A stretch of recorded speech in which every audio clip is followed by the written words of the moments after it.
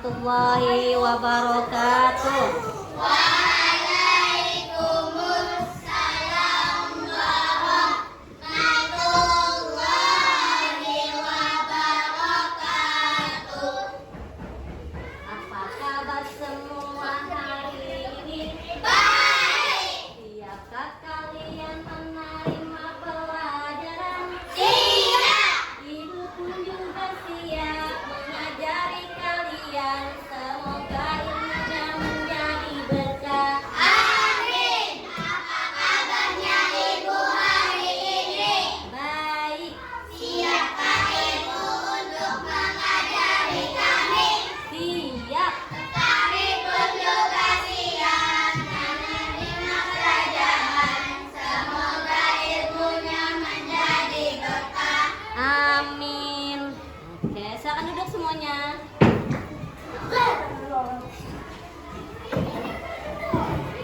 Baik, sebelumnya Ibu absen dulu ya.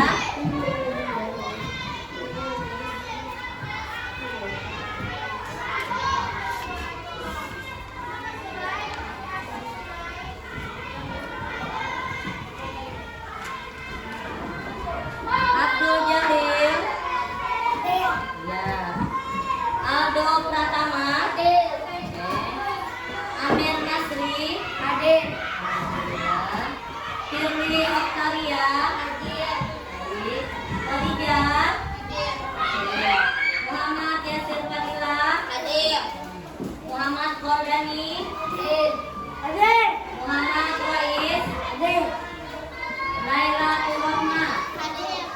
Ya. Naila Jimmy. Hadir. Oh, sakit. Oke. Fitri. Hadir. Ya. Jahratul Askia. Hadir. Ya. Elmia Tunisa. Hadirun. Oh, berarti ada dua lah. Ada dua siswa yang hari ini tidak masuk karena dalam keadaan sakit. Baik. Terima kasih Ibu ucapkan untuk anak-anak yang hadir pada hari ini. Sudah siap belajarnya? Siap. Oke, untuk mengetahui lebih dalam tentang kesiapan kalian dalam menerima pelajaran, Ibu mau kita tepuk semangat dulu semuanya. Yuk berdiri, tepuk semangat. Semangat.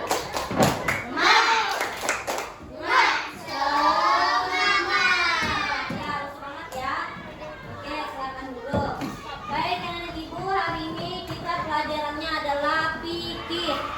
Nah, fikih ini tentang hukum dan syarat sholat bagi orang penyandang disabilitas atau orang yang memiliki kekurangan fisik dan mental. Jadi seperti ada anak yang misalkan maaf tidak punya kaki. Nah, itu akan Ibu ajarkan bagaimana cara sholatnya, ibadah sholatnya. Atau anak yang sudah tidak punya tangan sejak lahir, atau ada orang yang buta matanya, bisu, mulutnya tidak bisa berbicara pada saat lahir. Itu bagaimana tata cara sholatnya, hukumnya secara syariat Islam. Jadi anak-anak, kalaunya untuk orang yang tidak memiliki kaki, maka dia bisa melakukan ibadah sholatnya dengan cara duduk di kursi roda kah, atau di pembaringannya duduklah, bisa dilakukan sesuai dengan kemampuannya. Islam tidak memberatkan kepada penganut agamanya. Jadi kalau kita tidak bisa melakukan ibadah sholatnya dengan cara berdiri, maka bisa dilakukan dengan cara duduk, jangan ngobrol. Bisa dilakukan dengan cara duduk. Nah, kemudian ada lagi Bu yang matanya buta sejak lahir, telinganya tuli sejak lahir, apalagi bisu sejak lahir. Bolehlah Bu untuk tidak sholat mereka tidak diwajibkan karena mereka buta, tuli dan bisu, maka tidak diwajibkan. Tapi kalau yang mereka pada nantinya sembuh, nah Allah berikan kesembuhan, maka sejak itu mereka diwajibkan untuk melakukan sholat. Nah, kemudian lagi ada orang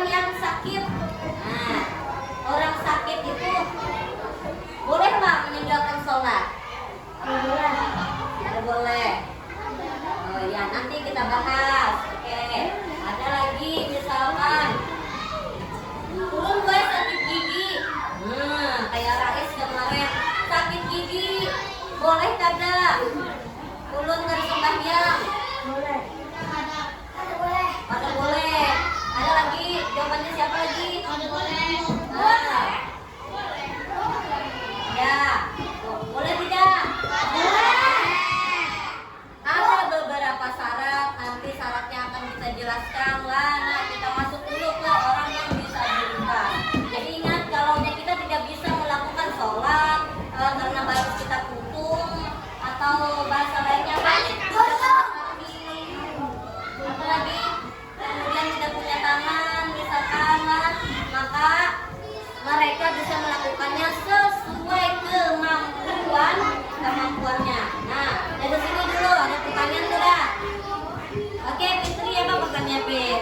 Bagaimana cara melakukan sholat saat kita sakit? Oh, pintar, bagus lah. Tepuk tangan mudah untuk Fitri, pertanyaannya bagus. Pada saat kita sakit, kita ada dispensasi.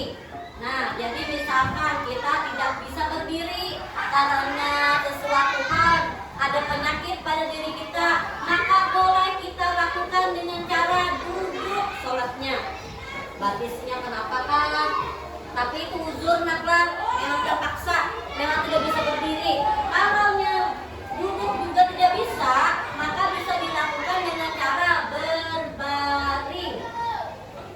Berbaring boleh dengan isyarat kepala kah, ulukan kepala, atau isyarat mata, atau dalam hati. Nah, itu Islam tidak memberatkan.